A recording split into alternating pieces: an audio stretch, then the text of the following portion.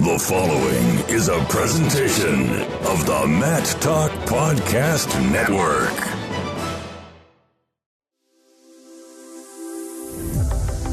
This episode and every episode of the Short Time Wrestling Podcast was brought to you by the generous and awesome support of listeners like you.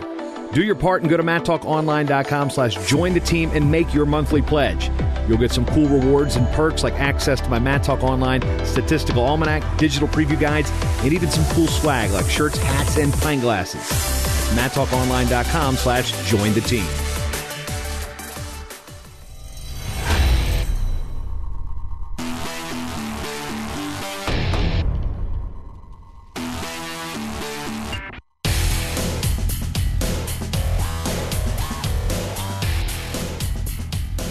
Greetings once again to the Short Time Wrestling Podcast. Jason Bryant here with you. As always, news, reviews, previews, and interviews with the most relevant and respectable and responsive and amazing names in wrestling here on this particular show, one of many on the Matt Talk Podcast Network at matttalkonline.com. Want to thank everybody for the response on the most recent episode prior to this one, this episode 510.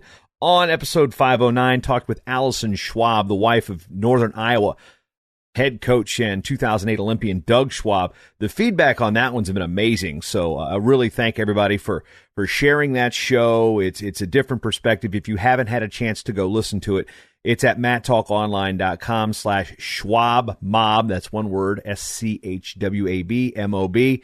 A lot of stuff being discussed there, from being a college athlete to being a coach's wife to being a athlete's wife to being a mother to all sorts of stuff that goes along with parenthood overall. So good response there. Thanks for everybody for not just responding to that episode, but also responding to the query about the future and what stories you want to hear from this particular program, which is, again, the flagship of the Matt Talk Podcast Network. This is the Short Time Wrestling Podcast, where I always say I'd like to thank you for spending your time with me, because you've always got time for Short Time. Today on the show, Neil Erisman, the head wrestling coach at Little Rock. We're going to talk a little bit about what we are doing. That means we, Matt Talk, Jason Bryant, and Neil Erisman, head coach at Little Rock. We've got a project that's called Rocked Up, and you can listen to that show at getrockedup.com.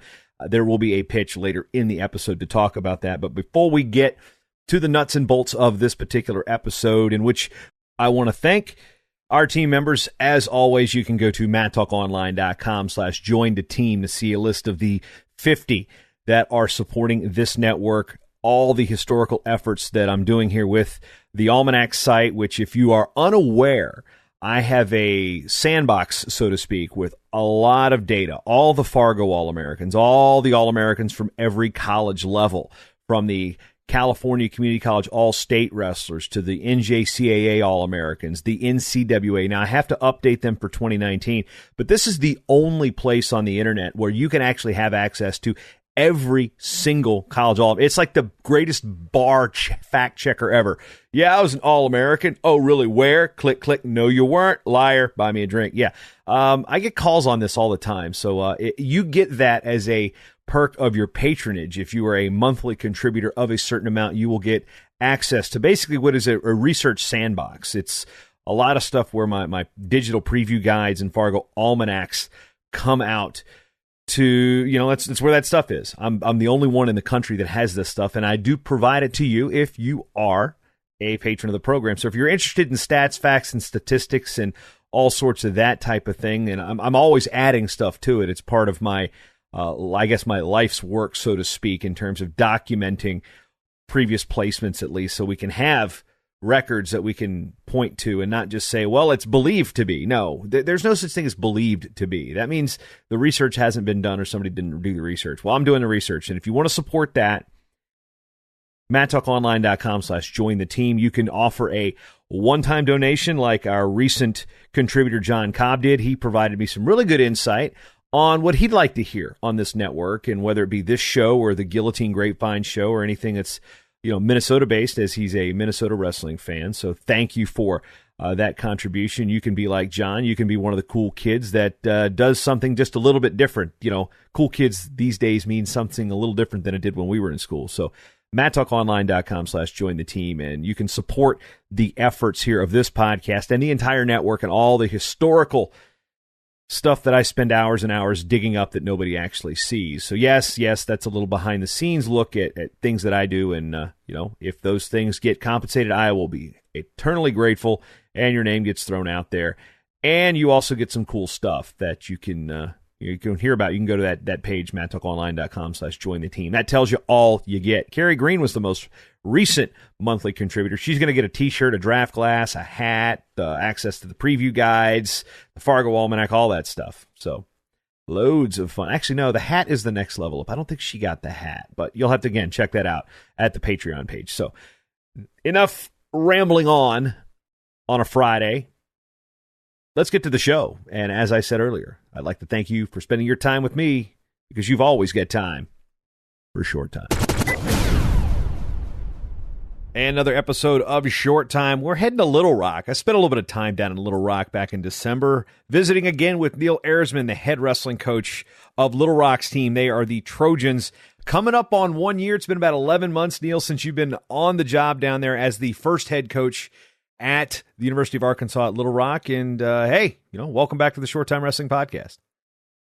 Happy to be back, Jason, and can't wait for you to come back and see our new facility. Well, that's the kind of the news right now. You've been posting, and Little Rock has been posting social media about the construction of the Hatcher Wrestling Facility, which is when I was down there in December on the tour you were showing me as we were talking about the podcast, which we'll touch on a little bit. It was like a parking lot. I mean, there was nothing there. I mean, is it kind of cool to see ground being broken and studs and all sorts of I guess, for lack of a better word, the beams going in? Yeah, I mean, when you were down here, it was basically an old tennis court that was kind of tore up a little bit, just because they were in there trying to do some different things to figure out how they were going to build the building. And just to see it, like, for a while, I was like, man, this is taking a while. This might not happen. I'm kind of tired of seeing these tennis courts every day. But then all of a sudden overnight, it was like they tore the court up. They got the foundation poured. They got the piers set, and now, we have a structure that has 4 walls on every side. And, you're talking a couple weeks and all of that's been done since the foundation's been poured. So, I would imagine it's going to be done a lot sooner than later.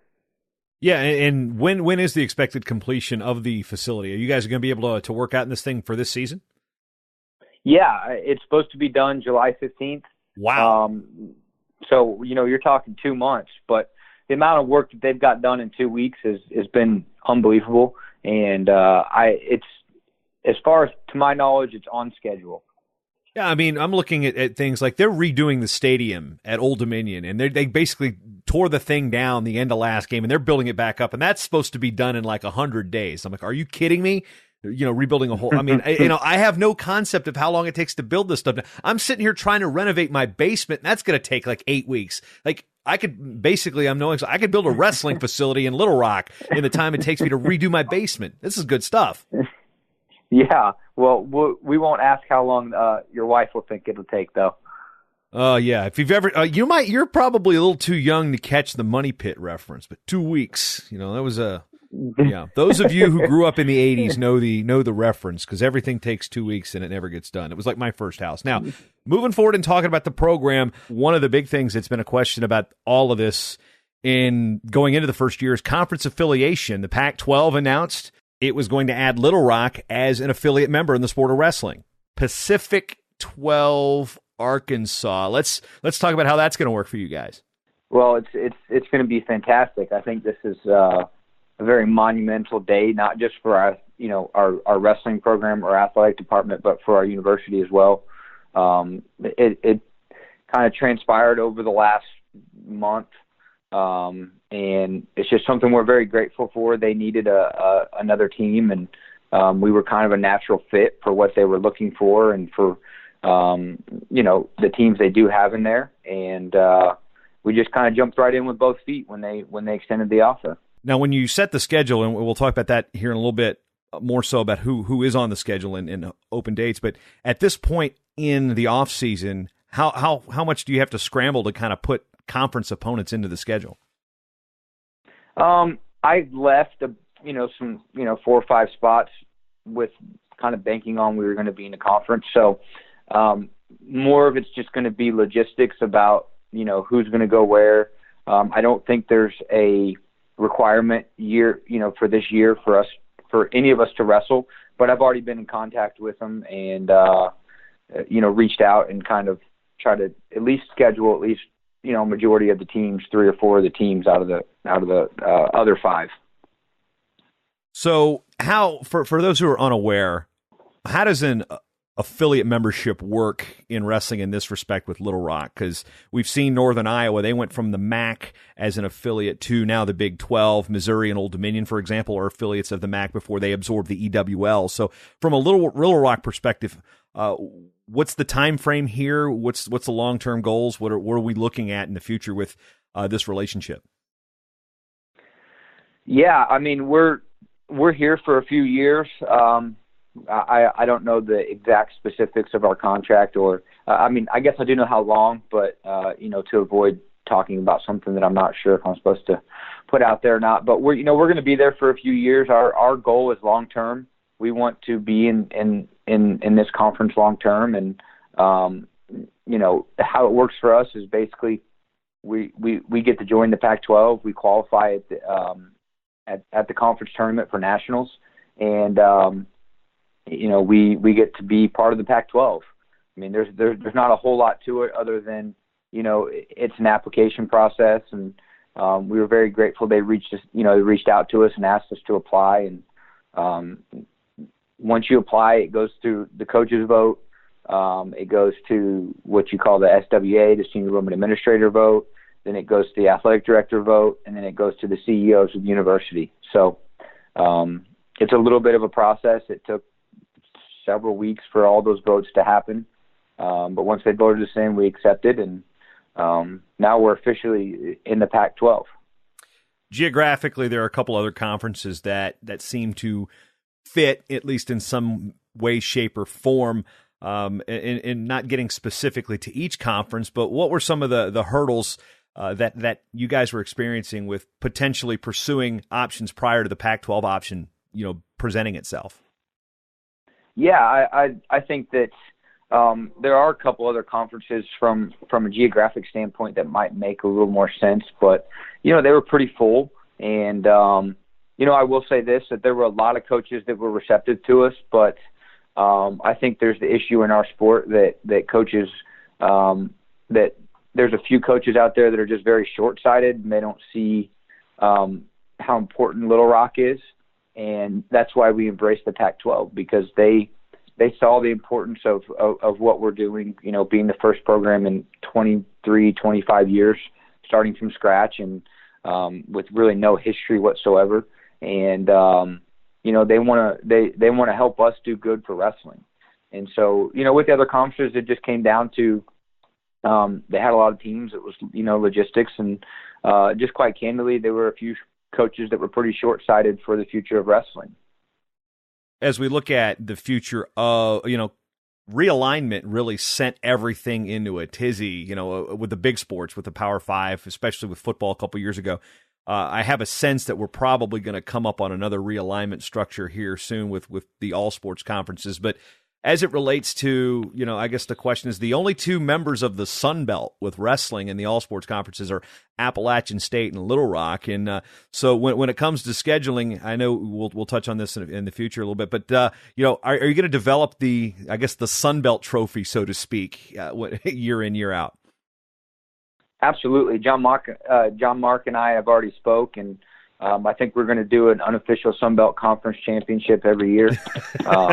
And just, I don't know what it's going to be. Maybe we'll make a big sweet belt, or we'll do something. It'll be pretty cool. Yeah, it's like George Mason and Davidson. They're the only Atlantic 10 schools, all sports conferences with wrestling. And I think Joe Russell and Bob Patneski, both previous coaches at those particular institutions, instituted it. So now it's up to Frank Beasley and Andy Lozier to keep the Atlantic 10 trophy going. So traveling trophies around. Now, as we close out the conference discussion, I mean, like I said, the realignment has really kind of forced the hand of the non-revenue sports. And looking at it from an outside perspective, the MAC has got like 16 teams now. The EIWA has added a 17th member with LIU, moving to a Division I all sports, as LIU Post and LIU Brooklyn have combined to create. They're now the Sharks, by the way. They went from the Blackbirds and the Pioneers to the Sharks. I don't see how that's logical, but it's a private school there in the EIWA, and Augustana is pursuing the move to Division I. They're going to be looking for a conference in a couple years. Cal Baptist is in that transition to Division I. So a lot of moving parts, and this is probably not the last of realignment we'll see on the college wrestling side. I would have to completely agree with you.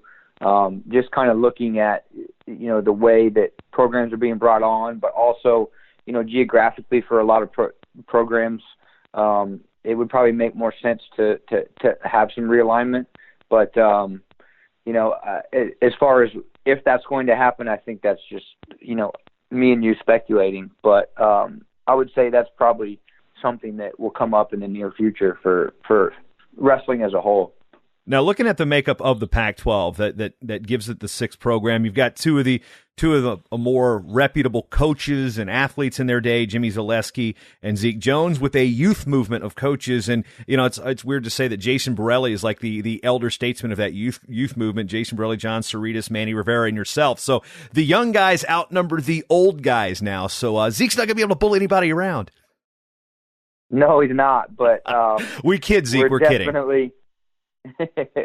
Yeah. I think that was one of the things that is very appealing, is that it seems to be that there's lots of new faces out west, and it seems that they're becoming more and more serious about making the wrestling more powerful. And you kind of look at this movement that happened on the East Coast when I was at Carolina. There was a bunch of movement, a bunch of new coaches, and there were a few of the coaches that have been there that really were making an impact, but it just elevated the wrestling, right? It just creates more competition, and that was something that I saw from the outside looking in, was that it seems like there's going to be some really good competition being created out west, and we wanted to be a part of it. Lastly, as we talk about this conference announcement, opens up the door for a lot of looks from California kids. There is a ton of wrestlers in California, not just at the high school level, but also that 2-year junior college league they have out there that competes in the fall. This opens the door to Little Rock to a lot more potential athletes. So when you get that Pac-12 look, is that have you salivating a little bit? Be like, man, we can get some California talent in here too. Yeah, absolutely. I got a little bit of California, I guess you would say, connections. Got some Cowboys out there and some friends I grew up with that are fighting and train and live out there and coach at some high schools. So definitely something that we're definitely looking at. I'm not afraid to reach into California and try to grab some kids. Fresno's doing a great job. Cal Poly's doing a great job recruiting. So looking forward to those California battles.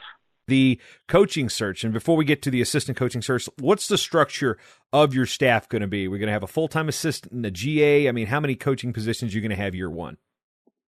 Yeah, year one, we're going to have one full-time assistant with trying to work some things out with some GAs. So that's definitely going to be, a possibility, and then probably a volunteer coach. So yeah, year one, we're full-time assistant, and where we're at with our full-time assistant is we've done the interviews and I've made the offer, and now we're just waiting for confirmation for all the HR paperwork to go through to make sure everything all the boxes are checked before we can announce. But I would say that the conference will probably be announced, and then shortly after our first assistant coach of Little Rock will be announced, and I think that people are going to be excited about it.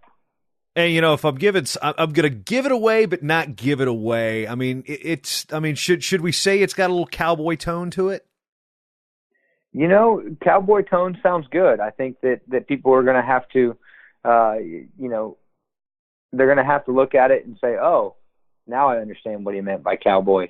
So I think it's going to be pretty interesting, and to me, it's it's an unbelievably good hire. He's a great person. He's got great character, and I'm just unbelievably excited. But yeah, definitely a cowboy undertone. Yeah, we can't really, per the whole contractual obligations and the good old HR. My wife works in HR, so she knows all about all this type of stuff. So let's not, we'll tease that. We'll drip that out. And you can get actually more information on that as we go through the entire process on the most exciting thing I've done this year with wrestling, and that is the podcast that we have launched in tandem with Little Rock. It's Get Rocked Up. The show is rocked up at getrockedup.com. It's a show where I'm putting some of my creative juices to work. We came up with the idea a couple months ago, went down, did some interviews, and we're doing a storytelling project on the birth of Little Rock Wrestling. And we can't tell that story without first telling the story of Arkansas wrestling. And from what you're hearing down there in Little Rock, what's the response been around campus to the show? I mean, it's been pretty cool because a lot of the people around here are not just like they're fans, but they don't know enough to truly be a very educated fan. So when you listen to Rocked Up, you're going to learn the story about how wrestling in Arkansas came about, and which essentially led to us, right? And everyone around campus is just excited about it, and I keep getting oh my gosh, I had no clue. And I can't wait to hear what happens next. It's, I would put it's right below Game of Thrones of how excited everybody is. Yeah, well, Game of Thrones is done, so there's no point here. And there's, I guarantee you, the ending of season 1 of Rocked Up isn't going to be like the one of season 8 of Game of Thrones. I can make that promise to you right now because I already know how the ending's going to be. I've already got it into mind. I just haven't written it down. But one thing about the project, getrockedup.com, it's released every several weeks. The format is going to be consistent. There's a lot of stories. For those who haven't listened to it yet, basically it's a sequential order on, the start of Arkansas wrestling. And then we will close season 1 with a certain way we're closing season 1. I just don't want to give away the ending. You got to listen to it. But the concept is I told you this story to tell you this story to tell you this story. That's how all this thing is wrapped up. And I tell you what, I learned a lot about some of the things when I was talking to Mike Chapman for episode 1, some of the stuff that did make the first episode. And those who are wondering where you can get all these extra interviews, I'm going to put that stuff out after the first season is completed as part of the Patreon campaign. So MadTalkOnline.com/join the team, and you get those full unedited, storeroom interviews where me and Chase Conk, the AD, talking with Greg Hatcher, Pat Smith, which hasn't been released yet. So I'm just sitting there looking at these timelines going, man, what do I pull out of this stuff? I mean, what's your reaction been to it so far? I know you've texted me a couple things, but I'm just curious from, the story building aspect. You said your kid was like ready for the next episode. Yeah, my 6-year-old is just unbelievably attentive. He loves, we listen to it on the way to school, and usually there's about 7 minutes left, and he's like wanting me to sit in the parking lot and finish it. And I just tell him wait till tomorrow morning. But he just loves the story behind it, and I believe I'm the same way. It's just to understand how far we've come, and there's so many little details that you don't know. Like for instance, Greg is not, or Mr. Hatcher is not going to come out and tell you that he borrowed the money to buy the mats. I mean, I'm listening to the podcast, and the perfect picture of it is the emoji with the head exploding. Like, I had no clue that he did that, right? And so little things like that make you appreciate it so much more, and then make you appreciate what you're doing and what you're a part of, and really just a sense of gratefulness to be a small picture of the story of wrestling in Arkansas. And so to me, it's just cool. It's awesome to get to hear it all. Moving away from what you and I are doing with this show to what you're doing, what's the response been? 11 months on the job, you've spent a whole holiday season down there. You've gone through most of the seasons. How are you acclimating to Little Rock? Man, we just jumped right in with both feet, me and my family, and we love it. We fit in. It's a laid back place where you can be in the middle of a metropolitan city, or you can be out in the country, and it takes 5 minutes either direction. The response has just been unbelievable. like for instance, our gear store on campus is sold out 4 times. Everywhere I go, if someone sees something Little Rock Wrestling on my shirt, they're wanting to stop me and talk about it and saying, "What's this about? I've been hearing about it."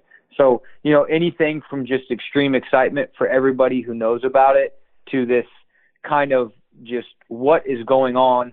I want to know more about Little Rock Wrestling. And I think it's pretty apparent with our recruiting class that, that we got. We've got 22 to 23 guys right now. We're going to add a couple more. We've got some national qualifiers that have already transferred. We've got some top 100 recruits that we've signed. And, just the overall response has been very positive, very exciting, and kind of what's going to happen next type attitude.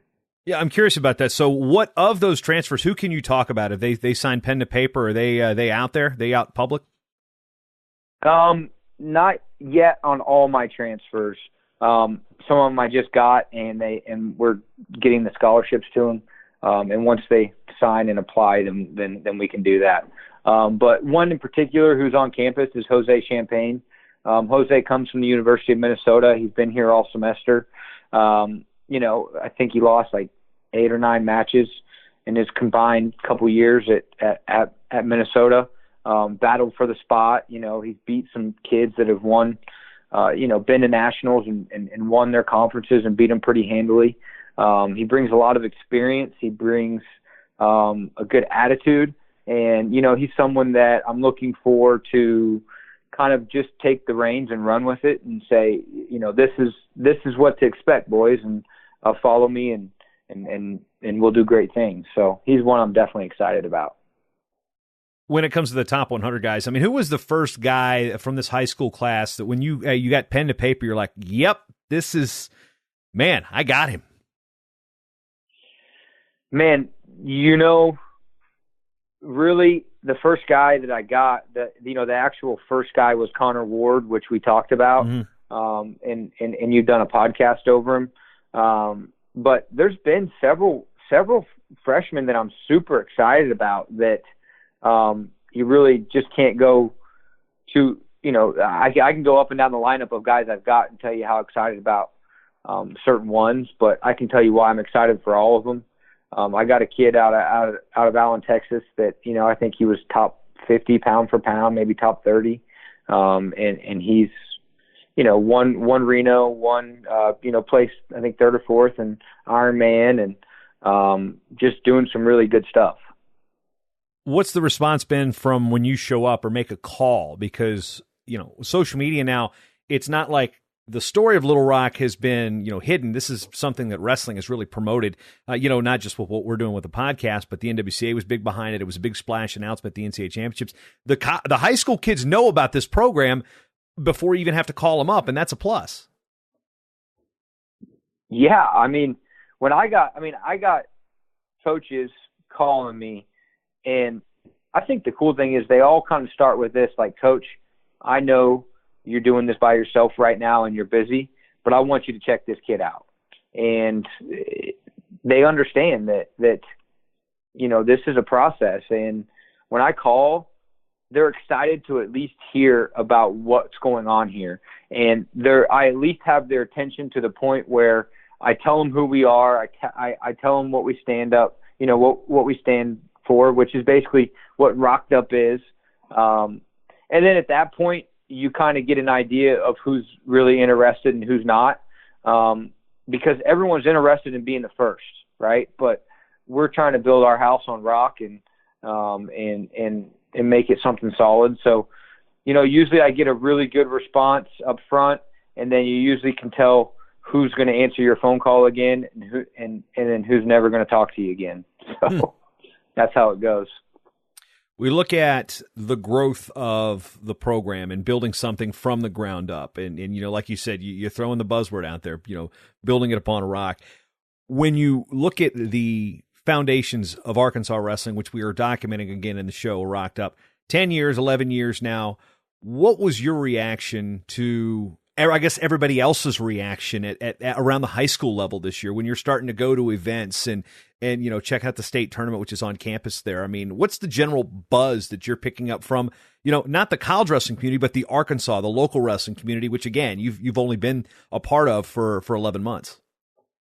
Yeah. I mean, just to give you, an example, like I go to tournaments and I have to let them know that, well, I go to a kids tournament. I go to Pat Smith's Battle for the Rock, right? And people are walking around and they're just like, you get the ones that kind of stop and talk and look at you and, they're talking about Little Rock wrestling. But then, you got people that want to make an announcement to the whole tournament that I'm in the building. And it's not me, it's the programs in the building, Pat was doing he was starting his tournament, and one of the ladies that was there just leaned over and said, just say coach is here for the tournament. And Pat announced it, and man, we got a standing ovation, and people are just excited. They want to have something to look forward to. They want something to take their kids to. And at the state tournament, it's in our facility, and I can't tell you how many people came up to us and were just like, we just want to say thank you for starting wrestling, a Division I program here in Arkansas. We just want to tell you how excited we are. There's just a sense of gratefulness to what we're doing, alongside the excitement. I'm curious because, again, in the research with talking to guys like Don Schuler and Bill Dessler up in Northwest Arkansas, people that had wrestling backgrounds that lived in Arkansas, it seems to me that a lot of them are now having the opportunity to come out of the woodwork. They may have they're okay, yeah, high school. Oh, all of a sudden when college wrestling hits them, it like sparks a memory. And it from what I'm getting and gathering from some of these interviews is there are people that had wrestling backgrounds that moved to Arkansas that are now back involved in the sport, primarily because there is a presence in wrestling, but the Little Rock discussion, the Little Rock announcement has kind of kickstarted it because it's like a Division I program just means legitimacy. Yeah, I think it means legitimacy. I think that it's realistically the highest level that a state can have for wrestling. So it would be like having the highest level of a football team, which would be the NFL, or so for wrestling, this is our pinnacle. This is the most that a state can do for wrestling. But I think they also see that you also get the Olympic side to a lot of these colleges now, the way that everything has moved to the RTCs and, guys training for the Olympics and for the World Championships. I think they see the opportunity of growth. I think they see that we can bring a real identity to the state as a whole.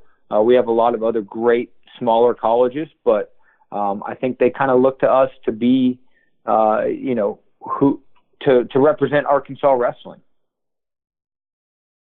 When we look at building a program, part of year one, as you've spent the time recruiting and getting a facility built, and you're looking for conferences, looking for coaches, is schedule building.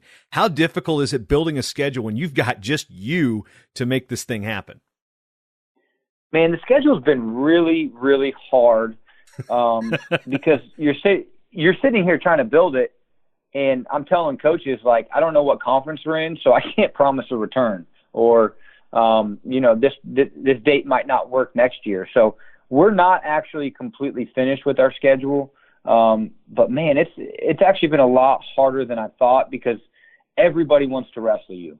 And then, coaches will spin it. Hey, we'll come to you year one. Great. Well, you just placed top 5 in the nationals, and every other team in the top 10 wants to wrestle us. So then you got to decide, where you're going to pick your battles at, and we're going to wrestle the best and we're going to fight the best.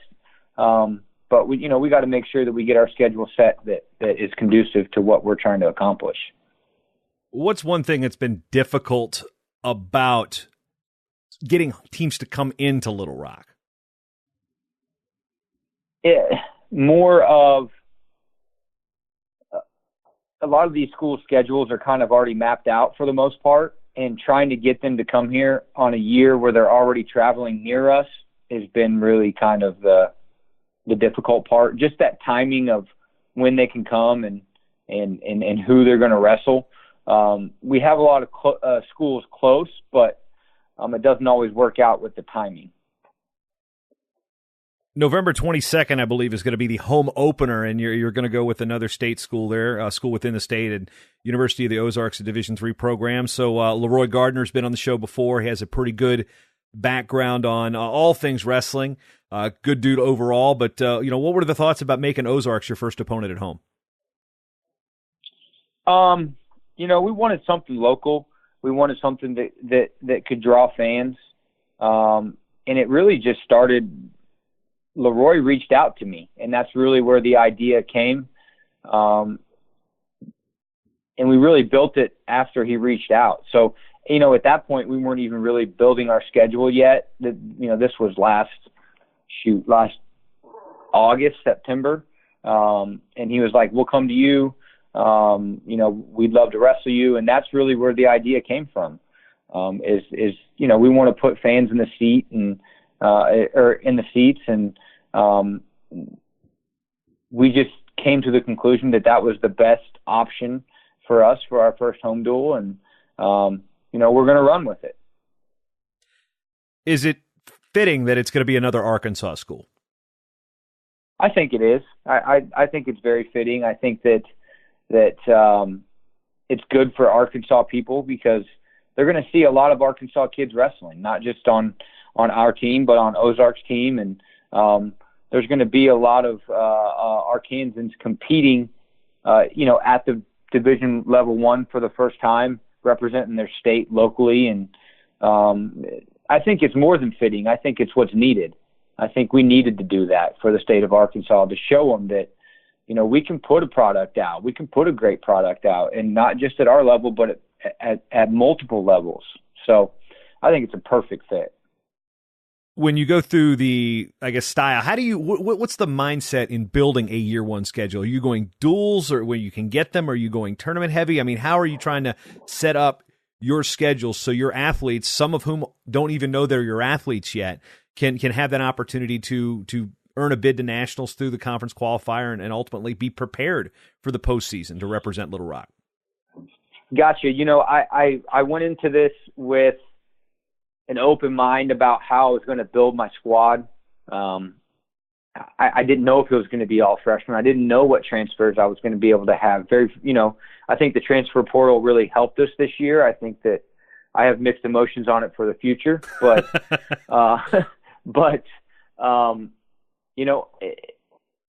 I kind of, as I was putting this squad together, I realized that there's going to be a couple weights we're going to have to wrestle some young guys. So I kind of built my schedule to ease in, to be harder through the middle of the season, and then to take and then to, give us more time towards the end of the year to really fine tune. In the beginning, we're probably going to go to, it's going to be more tournament heavy in the beginning. We're going to take a couple of tournaments and before we wrestle our first duel and have to make a decision on who we're pulling on a red shirt or who's not going to red shirt, and give them, a couple opportunities to compete and see who's ready and who needs time to grow. And then we're going to hit some duels. And then in the middle of the season, we're going to go to the Southern Scuffle. And then from there, try to catch a couple tough duels, and we're going to head out west or out east to the Virginia duels and wrestle some teams that are all about our, what you would consider a mid-major. And in our dual schedule, we got some Power Fives. And so it's going to be a good mix of what it feels like to wrestle clear across the board. Honestly, from east to west, I think we're heading out west and dueling a couple teams and staying here in the Midwest as well. So when I built it, I tried to build it with a few more tournaments to determine our squad, then go through a decent dual season with a really, really solid tournament in the Southern Scuffle to give us a good idea of where we're at. And then kind of left just, 4 or 5 duels on the back end of the season to let us, to continue to let us to compete and to grow, but also to give us good time in between competition to fix some things and sharpen our skill. It's kind of a tough question to ask, considering, your success as an athlete, your success, growing up and being, a culture of winning. Are you prepared to lose year one? I think that you have to be prepared for anything. I think that's the great thing of what wrestling does for you. It prepares you for all scenarios. I am prepared if the season does not go how we want it. I expect the best. I expect the most. I expect us to wrestle at a high pace. I expect us to score a lot of points. But I also know that doesn't happen overnight, and great things don't just appear. So I do know that we might take some lumps, but I think it's about attitude and how you handle those situations and how you handle the guys, how you handle just the atmosphere. We're going to compete hard in everything we do from day one of preseason. We're trying to create a culture of competing and not just practicing, not just training. So we're going to do a lot of things to try to create this, create and keep this mentality that no matter what we do, we're not just going to compete, but we're going to do whatever we can, do whatever it takes to win. And if you beat us, you're going to walk off that mat saying, I don't ever want to wrestle against those guys again, because that was the toughest match I've ever wrestled. That was the hardest match I've ever wrestled. That's kind of the attitude that we're going to take. We look at, I'm going to dial this back to my home state in Virginia, because you mentioned the Virginia Duels. It's an event that, I came out of that wrestling club. It's an event I've been to 20, almost, let's see, we're coming up on the 40th anniversary of the Virginia Duels, the originator of the dual meet concept. And, you get an 18 dual meet tournament. Do you think this is an opportunity for some team building? It's a dual meet advancement. You got to win to keep moving on. And, what are you kind of expecting? Maybe a travel party to come out and get some really good seafood out in Hampton, Virginia? That would be my suggestion. Yeah, I mean, we're definitely going to try out the seafood, but we're going to try to do that after we go out and win some matches. So we're not going to enter any sort of tournament, any sort of competition to just compete. We're going to go into it with the mindset that we're going to win, and if we lose, we're going to take our losses in stride, and we're going to learn from it. And I think it's going to be a great event for us. It's going to give us some opportunity to see some what you would consider other mid-major schools, and just help us see where we're at. And it'll definitely be a fun trip for sure. How have your expectations kind of shifted since you were announced as the coach June 20th of 2018 to now coming up on the 1 year mark here in May of 2019? Do you have any shift in program goals, year one goals, year three goals, or has everything stayed the course since your initial hire? I think everything stayed pretty initial to course.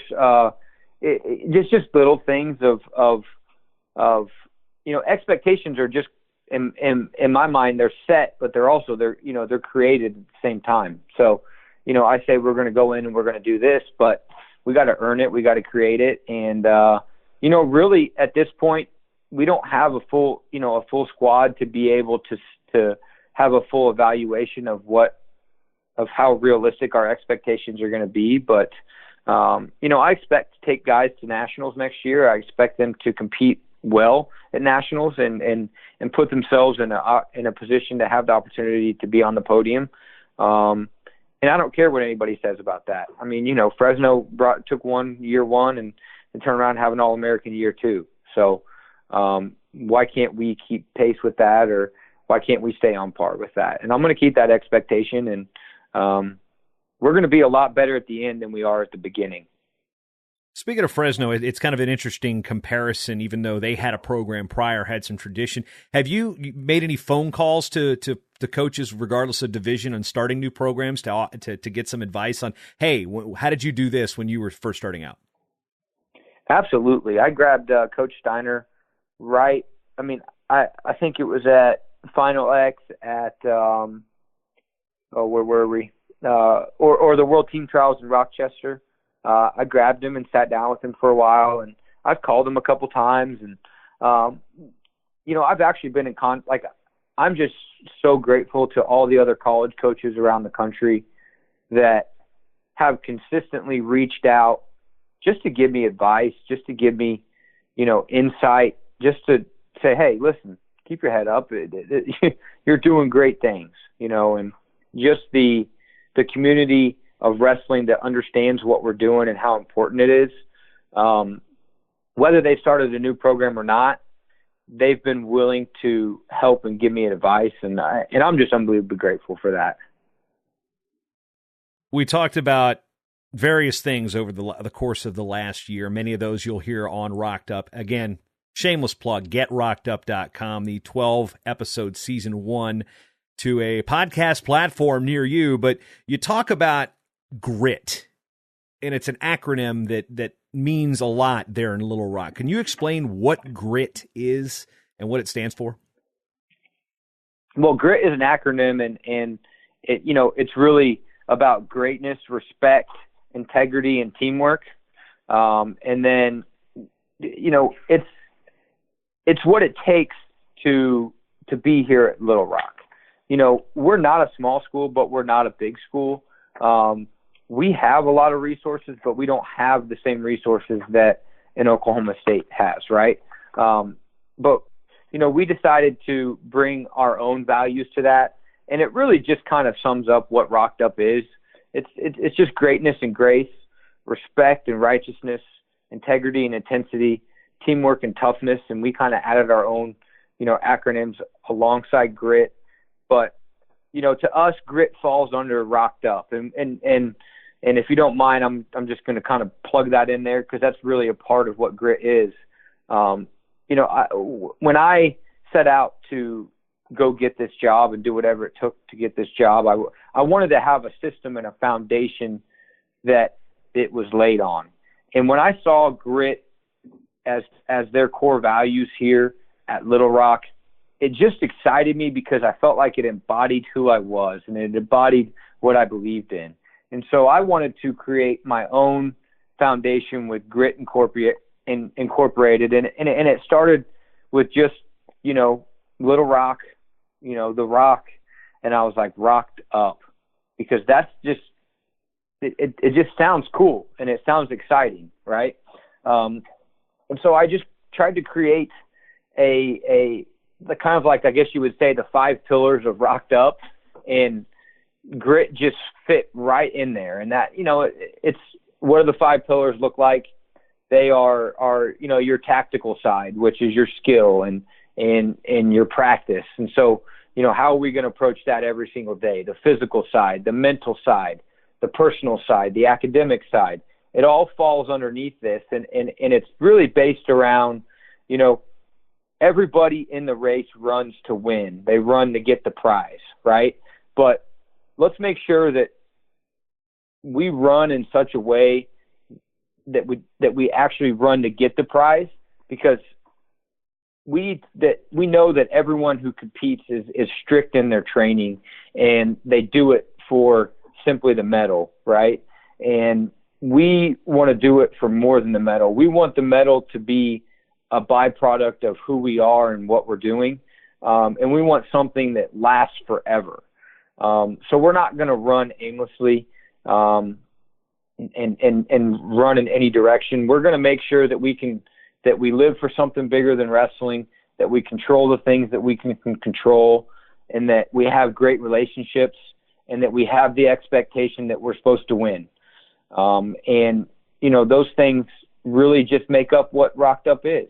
It's a total package of who we are, and grit falls right underneath that. And it falls underneath of what it takes to live here, to be a Trojan. It all falls underneath Rocked Up. To be Rocked Up, you have to have grit. You have to live for something bigger than yourself. You have to control the things you can control, and you have to have good relationships and expect to win. And if we do those things right, then winning is going to be a byproduct of what we do here and not who we are. You got 4 months until school starts. How busy are these next 4 months going to be for you? Super busy. I mean, we're filling a squad for the future, not just for now. We're getting a squad on campus. Everything's going to be done for the first time here. So even though I have 4 guys here right now, it's going to look completely different when I get 24, 25 guys here. So we're going to bring the guys in the summer and put them in a summer class. We're going to get a solid base of just weightlifting and create expectations and standards.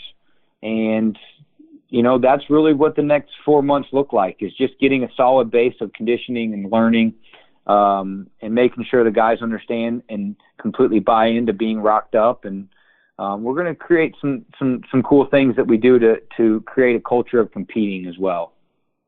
Culture of competing. We got grit. You get rocked up. You can follow the entire process from start to finish with Little Rock Wrestling at GetRockedUp.com. That podcast, an exclusive here on the Matt Talk Podcast Network. And again, Neil giving us a look inside the program beyond what you normally will get. And it's something I'm again, super excited about. We talked about it at the beginning of the show, but that's where you can keep up with things. In year 1, it's kind of a backstory. Year 2, as we start in November of next year, we will go right into a more coaches show style of format. So you can get, monthly, twice monthly updates on Rocked Up to talk about year 2 of the, year 1 of the program, year 2 of Neil's coaching tenure. But that's a lot of stuff we can kind of digest and take in. And Neil, we'll be talking quite a bit here in the near future, and hopefully another trip to Little Rock in the near future. And if not, crossing paths in Fargo before then. Absolutely. I'd love to get you back. Thank you for always taking the time to take care of us. And I can't wait to get you down, hopefully for our first duel. We'll see. I've already put it on my schedule. I've already put it on there. Awesome. November 20th. Awesome. It's not Thanksgiving weekend. I'm good. Awesome. You can't miss Thanksgiving, though. We can't have you miss I spent Thanksgiving. Easter in China. That was a tough one. But yeah, that was a tough one around here. But I've looked at it. I'm like, is that fall on Thanksgiving? It's one of my friends from like elementary school's birthday. That's one thing I remember, November 22nd. But I've got that on the date. I've got that penciled in because in a year of firsts, that's something I'm not going to miss. Yeah, absolutely. We want you to be the first to call the first pin and get the first hand raised and get that first duel win. That's you hear that, Leroy? He's thrown down the gauntlet. A little trash talk here on Short Time. No, we kid because we care. Yes, exactly. The Short Time Wrestling Podcast is proudly outfitted by Compound Clothing. Shirts, singlets, custom gear orders, everything you need. Call up Cliff and the crew at cmpteamwear.com. Hey, you know what? Did you like the show? You want to hit that subscribe button? MattTalkOnline.com/listen. Various different ways to subscribe to the show on your favorite podcatcher of choice. And if you're already subscribed and you already listened and you love the show and you want to support this show and this network, MattTalkOnline.com/join the team. Become a team member today.